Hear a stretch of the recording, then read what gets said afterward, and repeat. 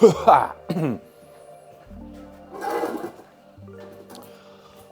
up, everybody? Good morning, good evening, good afternoon, whatever time it is you're watching. Yesterday I made a short reel about the Vitreo result I achieved on my front windshield. I asked the question if I should make a video about this. So this is that video. This is that video about Vitreo. For me, that product is still, you could say I'm still a novice.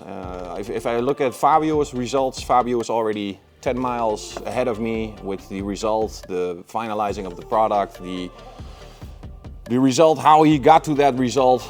I asked him, of course, how he did it. We have a beautiful example here on the Mustang, and I'm going to show you later on in the video. And we'll move to my new car and try to achieve a result with less optimum equipment, because Vitreo by itself, of course, is a glass polish. And before we start talking about polishing glass, I think we should be honest about this situation, that there is a certain limit to the polishing of glass, what these kind of products can do.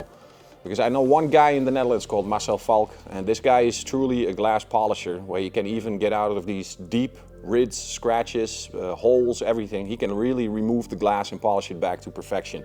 However, this is a very specific specialty job. Now for us to get it inside of what it is in the polishing sequence, so we have, of course, our experience with on paint. So on glass, the difference is the glass, of course, much harder than paint. So it has no flexibility like certain fenders, certain bumpers. All the energy that you put with the machine is going on top of the surface. Now, a couple of things. When you are using this product, it's very important. This is really like a paste. It's extremely thick. It's very thick. It needs lubrication to generate lubrication, of course, but also keep the surface a certain amount of cool so the product doesn't dry up too fast, losing its cutting power, losing result, creating more time, creating more work. So the balance between the polish and, in this case, lubrifica, you can use the dilution from 1 to 5, 1 to 10, whatever you like, whatever you feel is the right lubrification for this product. We are going to work on small sections. So a normal section, I would say, would be about 40 by 40 centimeters. When you're using this product, try to keep it a little bit, because it doesn't react the same as paint. Paint, we have faster results. Glass, it takes more time. It's a very costly, time-consuming operation to get to the result we want. But as it is in detailing, if it's real detailing, there is no time limit. There's only the result that matters. That said, let's get to the situation, and I'll explain a little bit more about the equipment I'm going to use, and just to get you, because like I said, I'm a novice. So what you see in the reel I posted yesterday, this one is going to be live. So you will see me use the product, you will see the result immediately after, and you will also see the places where the cutting might or might not have been so well. So let's get to the situation on the car, and I'll explain a little bit more about the equipment that we're going to use. Equipment. Today, one rotary flexible backing plate is seemingly the best thing. The most perfect result, but also the most difficult one, are these. These are these 3M fill pads. They have, you see, very thin. All the polish will stay in the surface, so we will keep working with the polish. It's never going inside of the pad, so all the product will stay on the surface and on the surface of the pad, creating the maximum cutting power. However, like I said, I'm a novice, so I'm not very accustomed to these, so I still have to do some training, experiencing, whatever you want to call it. But today, we do this. Oh, I'm sorry, forgot this one. If you don't have a flexible backing plate, you can also use an interface for sanding. So put the interface on the pad and then generate a nice cushion that has the capabilities of absorbing the vibrations or the violence, because this is pretty violent, that thin. Then, today I'm going to use a hard polishing pad. This is the hardest one we have at Mafra, the white one. This is the hardest one to create that result, what I did yesterday. Couple of tips before you start. The speed is maximum 1,000. We don't need more. We need working time. We don't need the speed, we need working time. So you can keep it at 1,000 max. I'm going to keep it at speed 1, because as I'm adding lubrification, the chance of splattering is very likely. And when this stuff splatters, it splatters on places where you don't want it to be. You got it on your clothes, you got it on the plastics. So if you have a heavy duty operation, make sure you mask anything that does not want this polish on top, because it's a very sturdy polish. That said, I'm going to use it very slowly because I'm a lazy detailer, don't want to mask it up, so rather not make the mess instead of cleaning the mess. Situation before? Yeah, I think this is the moment for the situation before. Do you need more? No, I said the surfaces, I said, the equipment, everything. And now it's the working, how it's working. Simple, let's go.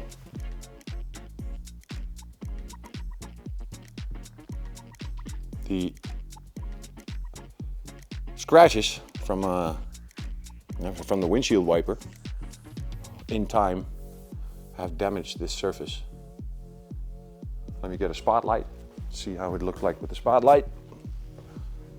All right, don't look at the car, man. I did some claying yesterday. This is the collateral damage from the claying. Very nice. Created more work, very stupid. Now, this is what I saw yesterday when I was driving, yesterday, the day before when I got here. This is what I was seeing in the night.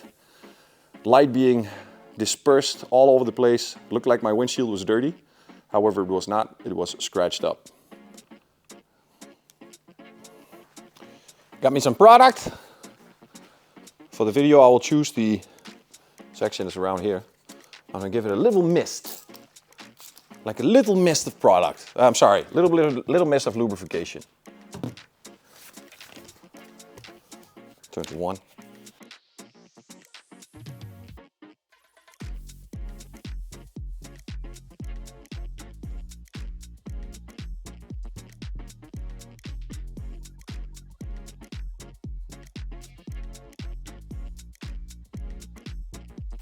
Too much lubrication.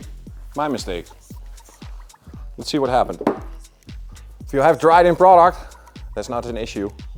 Just add some lubrication and you will loosen it up and have easy removal.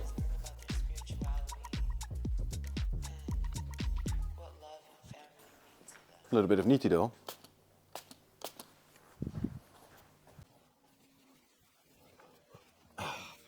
Great.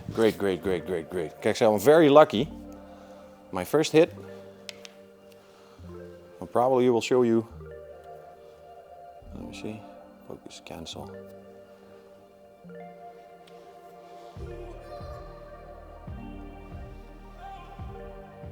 There we have those scratches. And you see a little less scratches to at least those windshield wiper scratches, because I can see here some reds, some big ones. That could also be a windshield wiper scratch. I'm hoping this is very clear in the picture. Here we have these scratches again.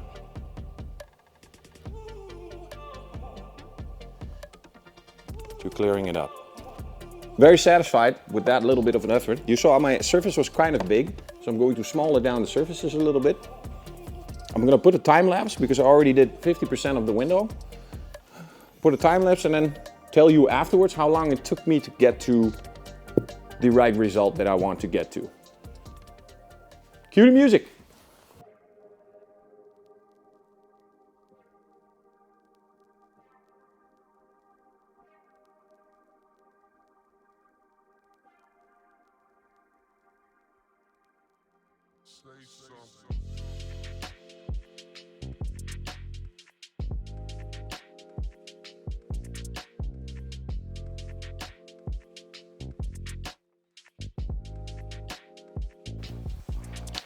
Check the result. Let's check the result.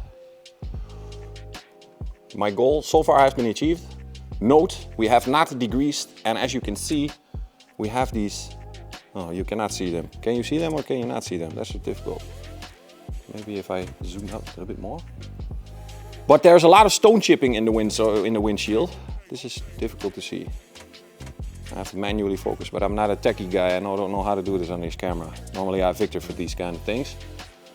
But there are a lot of stone chips, and in those stone chips there is paste. There is the paste of the polish itself. So I'm going to remove that first before I even think about the Veritas round.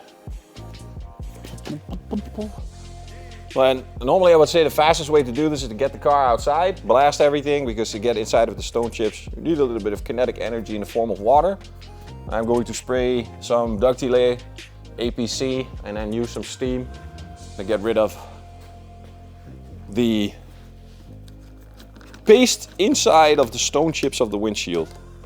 That also sets the limitation of this product, because to get rid of these stone chips, you can either fill them or take them to a guy like Marcel Falk that can really polish glass. I mean, really, really polish glass.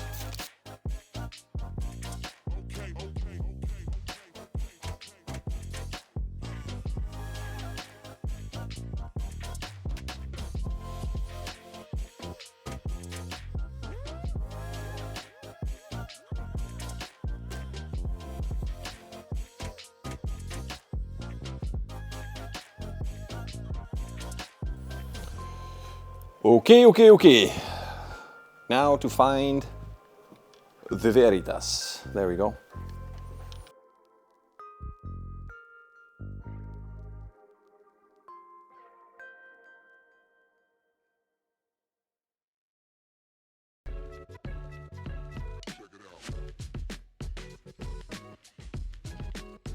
Final touch, nítido.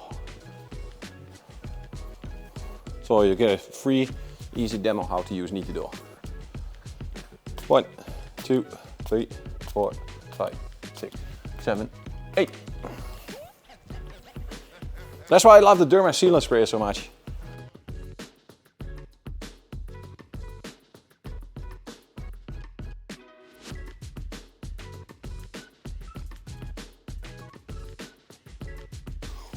Final result.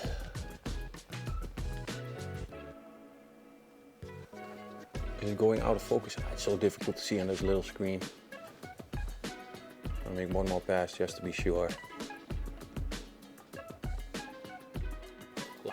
Showed you a little bit how you can approach a system like this with the Vitreo.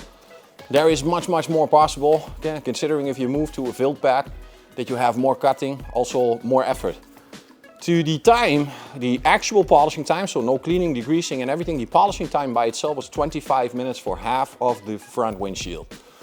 So for an hour of polishing, then you have the washing. So depending on if you use pressure washer or steam or anything to get rid of the paste inside of the stone chipping. This product does not only help you polish glass, but can also help you if you're not so experienced or a little bit afraid of using strong chemicals, that you can use this with the machine, orbital, hand, anything to get rid of sealants, encrusted contamination from lime scale or from acid rain or anything. By hand or by machine, you can just remove it, make the car ready or the windshield ready or the window ready for the protection that you want to apply after. Sometimes it's more easy because it has less thinking about. So if you use a product like Energo, you have to properly rinse, decontaminate, make sure it doesn't dry. A product like this, just put it on a pad, rub it back and forth, and you generate the same result. One is chemical action, one is more physical action. You can choose which one is the best for you. I hope this video gives you some tips, some insight on how to use this product. My name is Reggie Cox. See you guys next time. Thanks for watching.